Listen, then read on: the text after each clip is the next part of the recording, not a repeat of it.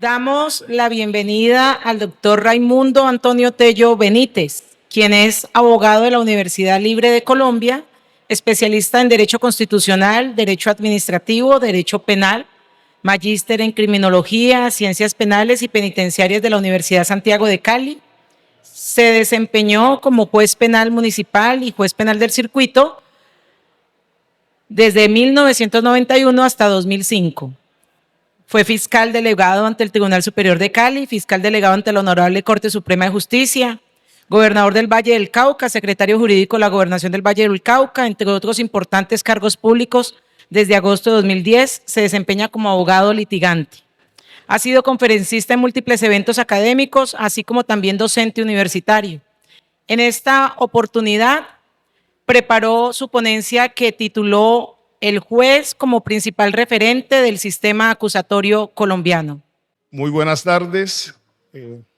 Un agradecimiento muy especial al Tribunal Superior de Cali, a su señor presidente, doctor Orlando de Jesús Pérez Bedoya, a la presidenta coordinadora del evento, la doctora Ana Julieta Argüelles Daraviña, al honorable magistrado que se encuentra presente en el recinto, el doctor Orlando Echeverry Salazar, a los honorables jueces de la República, fiscales, compañeros del litigio. Le doy como siempre gracias al poderoso Creador, le digo que venga aquí a acompañarme y que me dé la claridad que se requiere para transmitir el pensamiento frente a ese tema que en diálogos con la doctora Ana Julieta Argüelles Daraviña hace mucho rato escogíamos para hacer mención del sistema acusatorio. Y debo empezar por expresarles una preocupación válida, necesaria en este mundo que es el mundo de la academia, recordándoles cuál es el tema que voy a abordar. El juez como principal referente, y oigan ustedes, del sistema acusatorio colombiano. Y sé que les va a llamar y que les llama la atención el título que le doy, porque hemos escuchado conferencias en las que se nos pregunta qué sistema de juzgamiento tenemos, si ese sistema de juzgamiento es inquisitivo, es acusatorio. Ese interrogante lo hemos escuchado, lo hemos observado, al lado de otro interrogante. El sistema de juzgamiento colombiano necesita un apellido y es muy importante que yo haga esa precisión, porque si no la hago, entonces uno pensaría que no tiene sentido el tema escogido, porque el tema escogido parte de la premisa que nosotros sí tenemos un sistema procesal que lo calificamos como acusatorio, yo lo llamo así, o que podríamos enfocarlo como principio acusatorio. Para ambientarme en relación con esas preocupaciones que les expresaba, se nos decía que el gran problema que tenemos nosotros para hablar de un sistema acusatorio obedece a que, por ejemplo, no tenemos la figura del jurado de conciencia. Interrogante frente al que vamos a responder, contrario a lo que ahí se pueda plantear. Nosotros sí tenemos en nuestra normatividad al jurado de conciencia. Si uno revisa el artículo 116 de la Constitución, precisamente modificado por el Acto Legislativo 03 del año 2002, que es aquel que implementamos para desarrollar el sistema acusatorio, su artículo primero modifica el artículo 116 y cuando miramos el inciso cuarto, ahí encontramos una adición que se hace a las facultades que tienen los particulares para administrar la justicia. El texto original nos decía que los particulares podían ser simplemente árbitros o conciliadores en las causas criminales. El acto legislativo 03 de 2002 agrega que también pueden ser jurados en las causas criminales y en consecuencia nosotros diríamos que desde el punto de vista constitucional el jurado está presente en nuestro ordenamiento jurídico.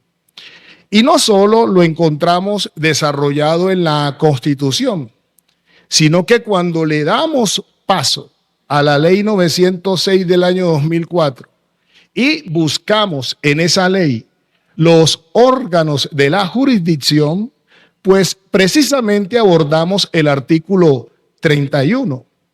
Y abordando el artículo 31, precisamente el numeral 8 nos dice que son los jurados en las causas criminales, lamentablemente dándole un espacio a la ley para su desarrollo, espacio que ha corrido desde el año 2002, 23 años, o si queremos, desde el año 2004, 21 años, sin que por parte del legislador se haya cumplido con este cometido que es propio del sistema acusatorio.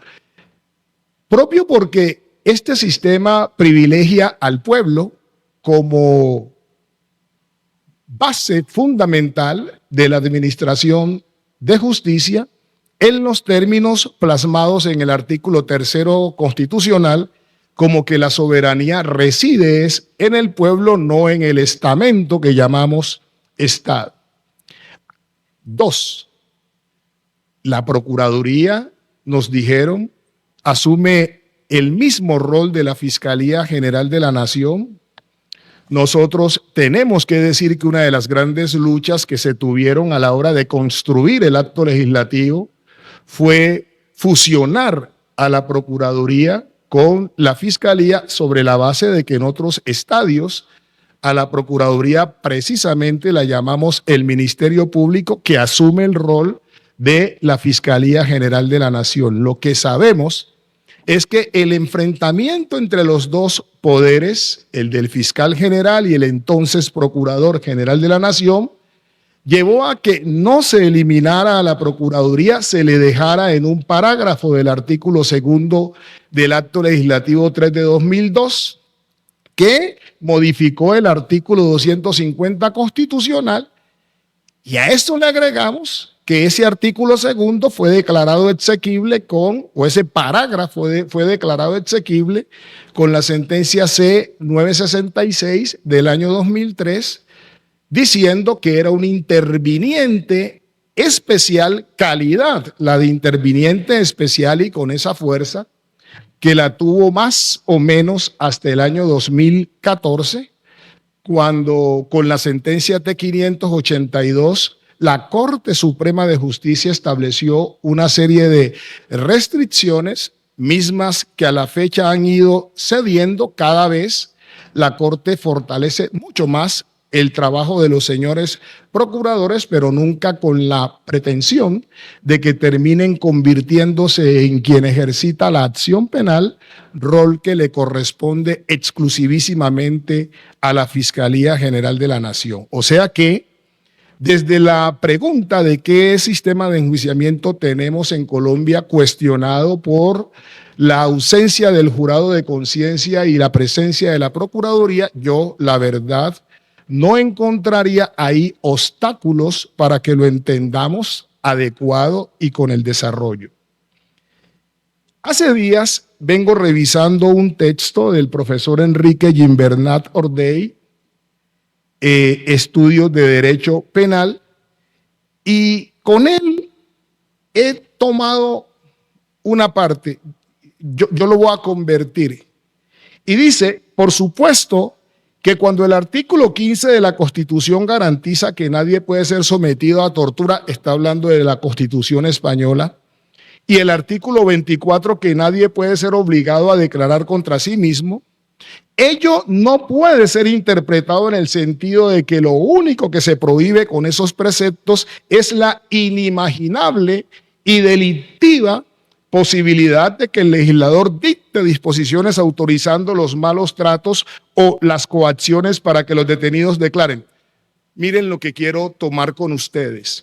Lo que se prohíbe también es que se promulguen normas que favorezcan en vez de prevenir, repito, lo que se prohíbe también es que se promulguen normas que favorezcan en vez de prevenir la tortura y que dificulten el derecho que todo ciudadano tiene a no declarar.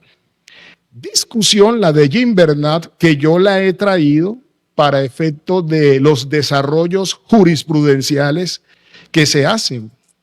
Para decir con esos desarrollos jurisprudenciales hay que tener mucho cuidado cuando se hace interpretación de las normas que desarrollan el sistema acusatorio implementado con el Acto Legislativo 03.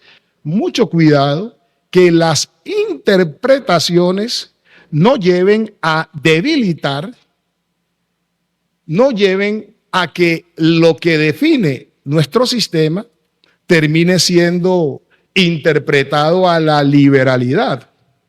Y eso lo digo porque si yo me pregunto y respondo, el sistema de juzgamiento nuestro necesita que le demos una denominación. Si yo me pregunto y respondo el interrogante y termino diciendo que no, pues pienso que genero un gravísimo problema. Yo voy a decir, por ejemplo, lo siguiente.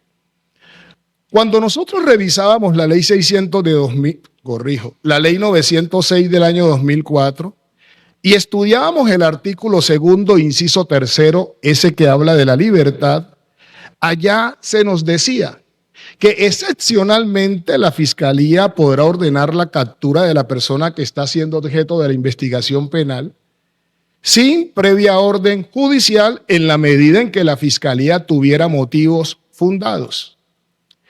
Si uno confronta esa disposición con el artículo 250, numeral primero, inciso tercero de la Constitución, modificada por el artículo segundo del Acto Legislativo 03 de 2002, allá, ¿qué le dicen? Excepcionalmente la Fiscalía podrá ordenar capturas y solo después de que se haga efectiva la captura, se verá obligado el fiscal a ir donde un juez con funciones de control de garantías. Eso me llevaría a preguntarme, ¿habría posibilidades de decir que el artículo segundo, inciso 3 en la ley 906 es contrario a la Constitución? Y con obviedad ustedes me responderían, ¿pero por qué? Ahí no hay ningún inconveniente. Casualmente, la ley 906 está desarrollando la Constitución. Lo propio me tendrían que decir ustedes, hablando originalmente, eso aclaro, ¿no? El segundo inciso 3 del que estoy hablando es el original. Hablando originalmente, el artículo 300 también habla de la captura excepcional por la Fiscalía. Y de nuevo, lo que reclamaba era que se tuvieran motivos fundados. Lo relacionamos con la norma constitucional y la respuesta automática es: no, señores, esas normas tienen debido fundamento en la Constitución. Si yo no he adecuado mi sistema de procesamiento a una de las varias corrientes, pero centrándome en el sistema inquisitivo y en el acusatorio, yo no tendría cómo cuestionar esas disposiciones. No tendría cómo pensar que son contrarias a la Constitución. Sin embargo, doctores, doctoras, la Corte Constitucional declaró inexequible el artículo segundo, inciso 3, y declaró inexequible el artículo 300, dijo la Fiscalía no puede capturar argumentando la existencia de motivos fundados. Pero ¿cómo que no? Si eso viene de un mandato constitucional. La Corte Constitucional dijo es que se olvidan de una cosa. Estamos en el sistema acusatorio, en el principio acusatorio, Y este principio, como ayer lo recordaba la honorable magistrada Miriam Ávila, parte de la premisa de la rígida, no de la separación, sino de la rígida separación entre quien investiga, nosotros lo llamamos fiscalía, y quien juzga, nosotros lo llamamos jueces.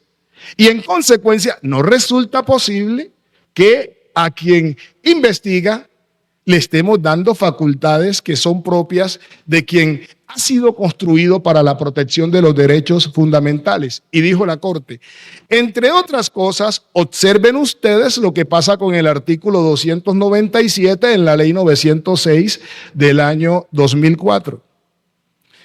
Texto original. Si el fiscal requiere una orden de captura, es imperativo que el fiscal vaya donde el juez con funciones de control de garantías. Va una. Dos, que se acompañe de su policía judicial. Van dos. Tres, que lleve los elementos de conocimiento pertinentes. Cuatro, los peritos, los testigos. Cinco, y el juez puede interrogar a esos peritos, a esos testigos, a esos policías judiciales, puede reclamarle los elementos y a eso le vamos a agregar nosotros que a partir de la sentencia C-396 de mayo 23 del año 2007 que declara exequible el 361 y que deja precisado que el juez de control de garantías sí puede ordenar la práctica de pruebas de oficio, le agregaríamos nosotros que si al juez le falta, entonces hasta podría ordenar la práctica de pruebas de oficio. Y dice la Corte, si el juez es el referente del sistema, y siendo él el referente del sistema, el 297 trae tan inmenso rigor para efectos de autorizarle a que expida una orden de captura solicitada por la Fiscalía. ¿Cómo me van a decir ustedes que a la Fiscalía le podemos autorizar que simple y llanamente, sin ningún otro elemento, ella concluya que tiene motivos fundados y pueda capturar, dizque apegado al inciso 3 del numeral primero de la Constitución? No, dice la Corte, tendría que ser necesariamente mucho más exigente la carga para que la Fiscalía pueda capturar excepcionalmente, superando el estándar del artículo 300 y del segundo inciso 3. Entonces, para el artículo segundo, la Corte Constitucional emite la sentencia C-730 del año 2005, declara inexequible ese inciso tercero, y para el artículo 300 emite la sentencia C-1001, también del año 2005, y en consecuencia, oigan bien, una facultad constitucional excepcional de capturar plasmada en el artículo 250 cuando se desarrolla por la ley, como no se ajusta a los estándares de rígida separación, dice la Corte Constitucional, no puede ser entregada en esas condiciones a la Fiscalía. Pero ¿cuál es entonces el soporte? Se aparta del texto expreso para decir hay que analizarlo en el contexto del sistema acusatorio. Si yo no le doy una denominación, si yo no fijo una ruta, pues no podría llegar a la conclusión que llega a la Corte Constitucional. Luego, el artículo 300 se nutre de contenido, lo hace con el artículo 21 de la Ley 1142 de junio 28 del año 2007, y hoy, 24 de julio del año 2025, es decir, 17 años después, el único caso que conozco de captura excepcional por la Fiscalía es uno de Cali, es decir, en 17 años, uno nos está demostrando que por lo que se luchó fue por la rígida separación y que en consecuencia esa facultad de privar de la libertad, como lo regula el numeral primero, inciso primero del artículo 250, quede en manos de los jueces. Y no solo eso, sino que cuando artículos como el 78, que señala el procedimiento para la extinción de la acción penal, Ley 906, artículos como el 331, que señala la preclusión y su procedencia abrieron un espacio para que antes de la formulación de la imputación, el fiscal pudiera extinguir la acción penal o precluir. La Corte Constitucional les dijo, pero oigan, en el contexto del sistema acusatorio, eso es absolutamente imposible. No pueden, porque entonces ustedes estarían asumiendo un rol que le corresponde exclusivísimamente a quienes, a los jueces. Pero, ¿por qué protesta, Corte? Si yo reviso la ley 600 de julio 24 de 2000 y miro los artículos 39 y 399, allá la fiscalía podía podía precluir las investigaciones en la fase previa a la acusación. ¿Por qué no puede hacerlo ahora? Y la respuesta de la Corte de nuevo es que olvidan algo. Estamos de cara al sistema acusatorio y en el sistema acusatorio la fiscalía tiene la connotación de parte, pero le agrega algo más para que sea una realidad. Por eso la importancia del pensamiento de Gimbernat. Para que sea una realidad esa imposibilidad, si ustedes revisan el artículo 250 constitucional en el numeral cuarto, cuando está hablando de las atribuciones de la fiscalía, numeral quinto, cuando está hablando de las atribuciones de la fiscalía y concretamente de la preclusión, ¿qué dice la Constitución? Que esa preclusión la tiene que resolver ¿quién? Un juez. ¿Y qué clase de juez? Un juez de conocimiento. O sea, construyo una norma desde la Constitución para evitar que ese rol le pueda ser entregado a la Fiscalía, como lo estaba haciendo el legislador en los artículos 78 y 331. Emite la sentencia C-591 del año 2005, junio 9, y declara inexequibles aquellos apartes que permitían a la Fiscalía, antes de la formulación de la imputación, extinguir la acción penal o precluir investigaciones, diciéndoles, tal como dice el 250 numeral quinto, vayan y buscan a un juez, porque estamos en el sistema acusatorio. Y hablando de interpretaciones jurisprudenciales, pues recuerden ustedes lo que pasó de cara al artículo 361 en la ley 906 de 2004, el de la prohibición de las pruebas de oficio. Pues, ¿qué pasó? ¿Qué pasó? Que un día la Honorable Corte Suprema de Justicia hizo un análisis constitucional, se centró en el artículo segundo constitucional, el de los fines del Estado, esa necesidad de servir a la comunidad, de mantener un orden justo. A partir de ahí desarrolló artículos como el cuarto inciso 2 que mandan a que todos acatemos la Constitución, lo complementó con el 95 inciso 2 en el mismo sentido, y los artículos 116, 121, 122 inciso 2 y 123 inciso 2, y dijo la Corte, radicado 24.468 de marzo 30 del año 2006, dijo la Corte, en este sistema el juez sí puede ordenar la práctica de pruebas de oficio, así sea en forma excepcional. ¿Por qué no hacerlo?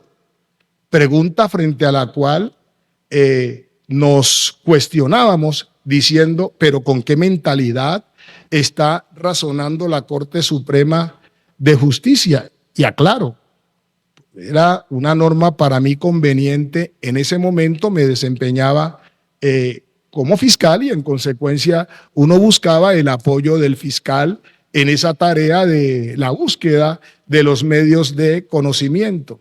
Así que la Corte abrió una puerta que debilita, que impide que se cumpla la característica del sistema del juez pasivo, rígidamente separado de las partes, que luego desarrolló para decir que el juez no tiene por qué tener ninguna pretensión probatoria. La Corte Constitucional emitió la sentencia C-396 de mayo 23 del año 2007 y dijo con esa sentencia, el artículo 361 es uno de esos insumos que, estando en la Ley 906 de 2004, permiten acoplarnos realmente al sistema acusatorio, porque evitamos la posibilidad de que el juez entre a ocupar roles que no le corresponden, sobre todo roles de parte. Yo tengo por aquí el radicado 29.415 de febrero 4 del año 2009, y cuando uno está revisando este radicado, la Corte con mentalidad de sistema acusatoria dice en síntesis: la garantía de la imparcialidad se traduce, entre otros aspectos, en que el funcionario de conocimiento, 2, ni siquiera busque dentro del mismo un beneficio público o institucional distinto al respeto de las garantías fundamentales, y esto es lo toral. Particularmente, que no haya ejercido o mostrado la intención de ejercer funciones afines a la acusación, ni tampoco a favor de los designios del procesado durante el transcurso de la actuación, lo que es complementado en esa misma sentencia diciéndonos que la separación del juez y la acusación es el más importante de todos los elementos constitutivos del modelo teórico acusatorio como presupuesto estructural y lógico de todos los demás. Sentencia con la que la Corte Constitucional, la Corte Suprema de Justicia nos está reafirmando que no hay por qué entregarle funciones oficiosas al juez en materia probatoria, porque termina asumiendo el rol que le corresponde a las partes y, en consecuencia, quebrando esa característica que dice rígida separación, que hoy en este recinto nos es posible exponer solo porque nosotros en nuestro título decimos el juez como principal referente del sistema acusatorio, y en consecuencia, hablando del juez como principal referente del sistema acusatorio, pues con la propia Corte Suprema de Justicia decimos en este mismo radicado 29.415 que la Corte dice que el sistema acusatorio es todo sistema procesal que concibe al juez como un sujeto pasivo rígidamente separado de las partes, y que el juicio es el que termina siendo una contienda entre partes. Así que, con esta introducción de 27 minutos, yo digo, doctores y doctoras, nosotros sí tenemos sistema acusatorio. ¿Qué le decía yo al doctor Chamorro y le decía al doctor Orlando Echeverry? Que es complejo, ¿no? Porque bueno, el título queda como dando vueltas. Pues bien, tengo una pregunta malintencionada. Aquí hay al menos 5 alumnos de pregrado mío. Una pregunta malintencionada, ellos están acostumbrados. Y esa pregunta malintencionada dice: ¿desde cuándo? Bueno, ¿cuál es el primer código de procedimiento penal que habló de la Fiscalía General de la Nación como una institución a la que le encargamos el ejercicio de la acción penal y el desarrollo de la investigación, siendo su carga acusar ante los jueces de conocimiento? Y ni se les ocurra, ¿cierto? Porque a mí también me pasó, hasta que estuve leyendo este texto, el proceso penal acusatorio, ensayos, actas de Código de Procedimiento Penal, que para mí lo escribió el señor doctor Gustavo Morales Marín. Ahí así tenga un coescritor que tengo la convicción nunca, ni siquiera leyó el texto antes de publicarlo. Y en ese texto, a página, que es sumamente importante, doctores y doctoras, porque ahí en ese texto van a encontrar todas las actas de las comisiones en el Congreso y de las discusiones por fuera del Congreso para la implementación del Acto Legislativo 03 de 2002 y después de lo que fue la ley 906 de 2004. En la página 12 nos dice el Código de Procedimiento Penal, ¿de qué año? De 1981, fue aquel en que por primera vez apareció la figura de la Fiscalía General de la Nación. Y esta es una pregunta malintencionada, digo, deliberada, digo, de mala fe, digo, porque es que uno inmediatamente lo que se le viene a la cabeza es la ley 906 del año 2004. Pues no, el decreto 181 de 1991, enero 29, era el Código de Procedimiento Penal que entraba a regir conforme al artículo 545 un año después, y cuando revisábamos en ese código el artículo 15, ahí nos hablaban del origen de la acción penal. Y oigan el 16, ¿a quién corresponde la acción penal y quién la ejerce? Y nos dicen, la acción penal corresponde al Estado. Se ejerce por el fiscal general de la nación, por sí o por medio de sus agentes. Uno dice, si yo veo esta norma y reviso el artículo 66 hoy de la ley 906, pues ese es el artículo, o parcialmente me están leyendo el artículo 26 en la ley 600 o el 24 en el decreto 2700 del año 1991. O sea, la fiscalía es de 1981. ¿Y cómo si esa fiscalía en esa época no pertenecía a la Administración de Justicia? Porque, como conocíamos, en esa época la Administración de Justicia cobijaba solo jueces. Recordemos que el artículo 24 de la Constitución hablaba de autoridad competente, no hablaba de autoridad judicial competente. Y en consecuencia le dejaban a la ley que definieran quiénes eran las autoridades que podían adelantar investigaciones. Y si ustedes buscan el artículo 87, ¿quién es parte acusadora? ¿El fiscal general de la nación? ¿O el agente que formule la acusación es parte acusadora? Es decir, pregunta de preparatorio, a partir de hoy, ¿cuál es el primer código de procedimiento que habló de la fiscalía? Y pasaría como una vez que el honorable magistrado Orlando Echeverry Salazar formuló una pregunta en preparatoria: ¿qué son los paratipos penales? Estábamos ahí los profesores y el estudiante nos miró, y cuando él nos miró, nosotros miramos para otro lado diciéndole: defiéndase solo, mi hermano, porque nosotros tampoco sabemos qué son los paratipos penales.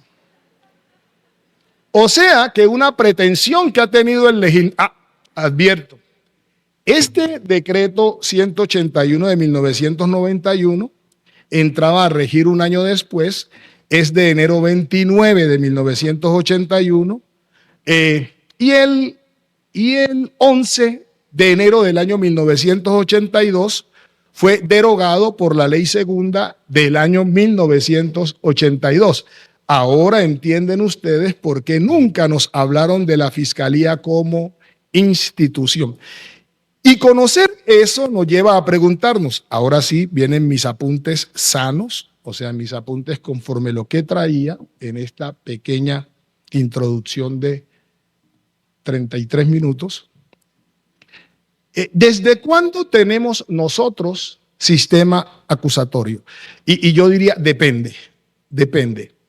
Si yo trabajo con el profesor Klaus Rothschild, ¿cierto?, su derecho procesal penal, él me habla del principio acusatorio y él me dice en que el juez y acusador no son la misma persona.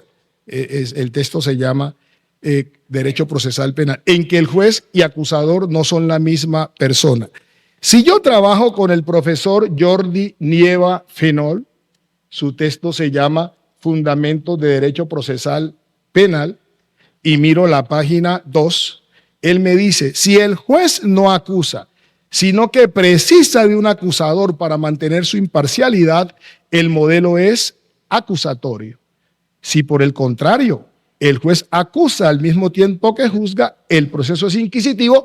Y un agregado que realizamos apropiándonos de manifestaciones esta mañana valiosísimas del doctor Gómez Colomer, nosotros diríamos que Jordi nos dice que todas esas características que nacen después de la Revolución Francesa, 1789, con posterioridad, no son reales, son falsas, dice así expresamente, son falsas. Y en consecuencia lo que nos quedaría a nosotros es que hay sistema acusatorio cuando hay un funcionario que investiga y acusa y hay otro que juzga. Y si eso es exacto, entonces tendríamos que responder con el texto original de la Constitución, que no solo el primer impulso de implementar este sistema se da en el año 1981, sino que se da de nuevo en el año 1991. Hago un paréntesis ahí porque Santiago Vergara me está mirando fijamente y yo sé por qué.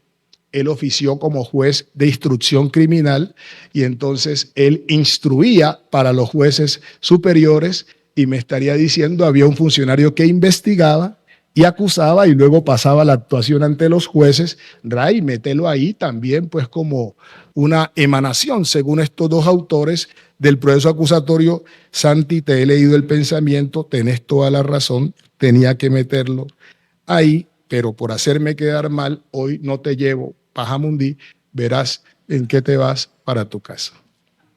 El artículo 250 dice, corresponde a la Fiscalía, texto original, corresponde a la Fiscalía General de la Nación, de oficio o mediante denuncia o querella, investigar los delitos y acusar a los presuntos infractores ante los juzgados y tribunales competentes. Es decir, si miro la Constitución original, me quedo con el principio acusatorio, entonces yo digo, desde la Constitución Política de 1991, nosotros teníamos sistema acusatorio sobre la base de que se estableció que la Fiscalía investigaba para, una vez acusado, ir a actuar ante los jueces.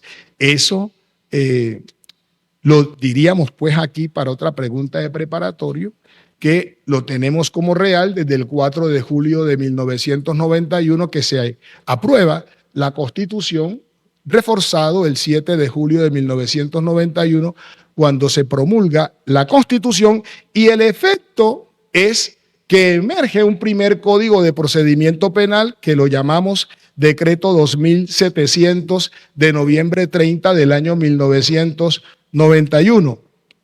Bueno, aquí pues yo voy a disfrutar con ustedes, ¿cierto? Porque es que, sí, hombre, antes de la ley 906 de 2004, no solo tuvimos la ley 600 de 2000, sino este Código de Procedimiento Penal. Inconvenientes. Ese código en el artículo 572 decía funcionario judicial. Para los efectos del presente código se entiende por funcionario judicial al fiscal y al juez.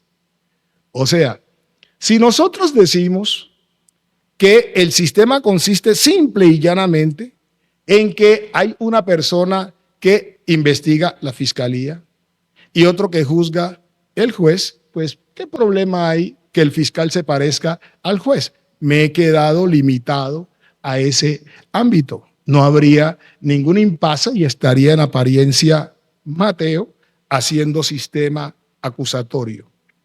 2. El artículo 24 nos habla de la acción penal y dice que la radica en los fiscales, pero dice en la fase de instrucción y los jueces en el juicio. Pero ¿qué problema hay? Si lo importante es exclusivísimamente que el uno investigue y que el otro juzgue sin preocuparnos por cómo juzgue. Estoy trabajando con el básico del concepto acusatorio. El 36, en ese decreto, nos habla de la preclusión de la investigación y dice que quien precluye es la Fiscalía General de la Nación.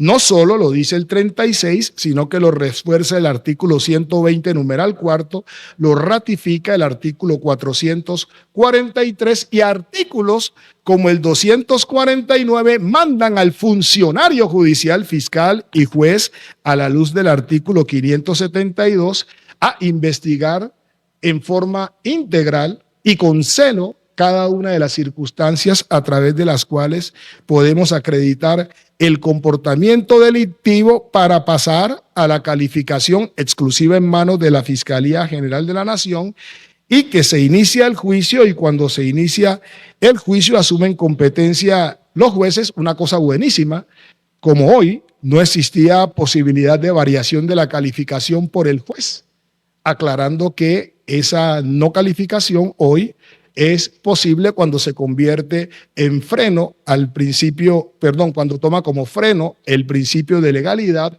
que implica que se violente no para causar algún daño, sino para mejorar los intereses de la persona que es objeto de investigación.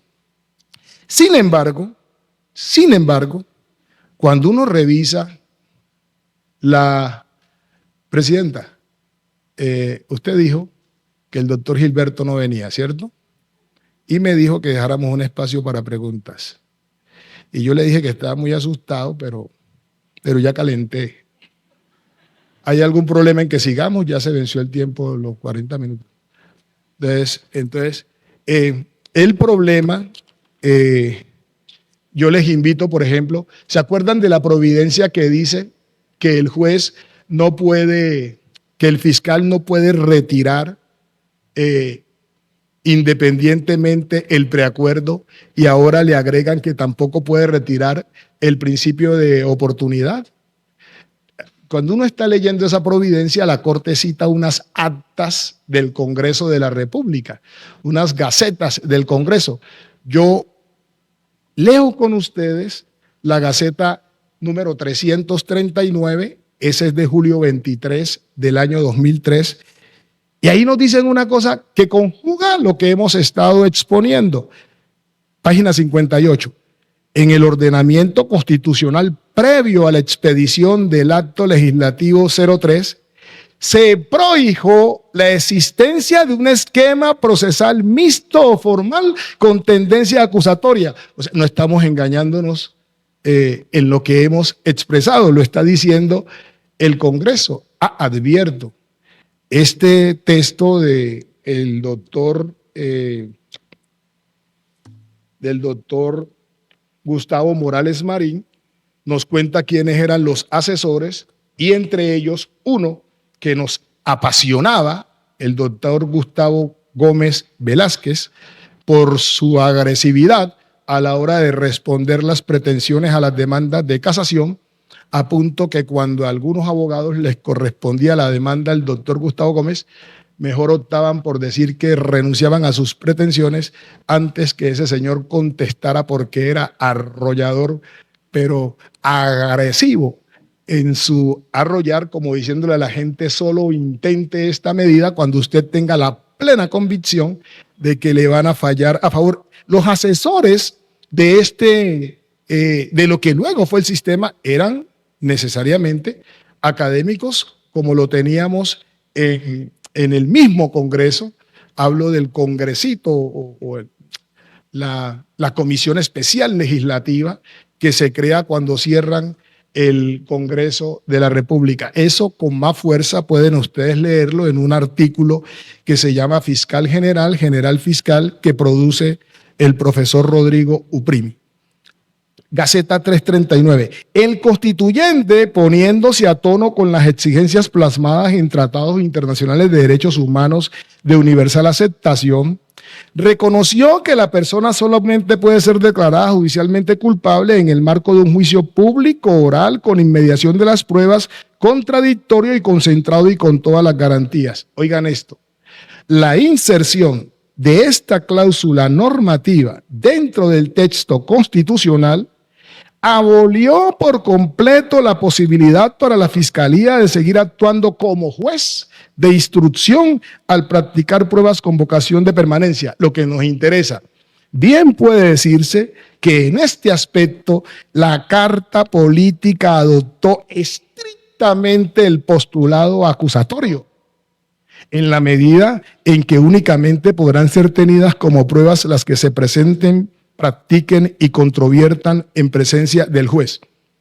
Otros apartes de la Gaceta número 339 de julio 23 del año 2003, plasmados en esas páginas 58 y 59, reiteradamente nos dicen que lo que se debatió y aprobó fue el sistema acusatorio, no un sistema de juzgamiento abierto, sujeto ahora a interpretaciones. No fue lo que se quiso. Y yo diría, no fue lo que se quiso, recogiendo un pensamiento del profesor Francesco Carrara, que para que no vayan a decir que nos estamos llenando un argumento actual, vivió entre 1805 y 1888 y aún en esos tiempos él, cuestionando el abandono que se hacía del sistema, reclamaba a las nuevas generaciones, oigan, toca a la presente generación depurar esas nuevas formas, 1805 a 1888, nuevas formas híbridas y peligrosas.